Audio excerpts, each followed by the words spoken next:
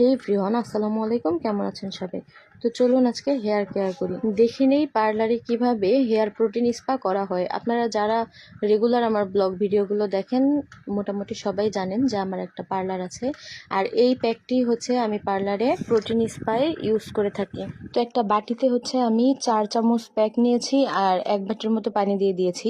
এই যে ছোট্ট প্যাকটা দেখতে পাচ্ছেন, এটা সম্পূর্ণ হ্যান্ডমেড। প্যাকটা ছোট হলেও কিন্তু 6 থেকে 7 বার ইউজ করা যায়। আপনারা দেখতেই পাচ্ছেন আমি কত পাতলা করে গুলেছিলাম, তারপরেও আবার আমার পানি দিতে হলো। মানে ঘন্টা দেড়েক পরে এটা হচ্ছে ফুলে একদম ঘন হয়ে যায়, তারপরে আবারও পানি মিক্সড করতে হয়।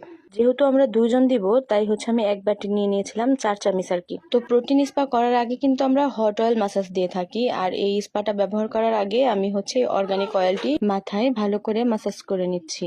আর যারা হচ্ছে প্রোটিন স্পা করেন তারা কিন্তু জানেনই যে প্রোটিন স্পা করার পরে চুল কতটুকু সিল্কি হয়ে যায়। তো এই হেয়ার প্যাকটি হচ্ছে আপনার চুল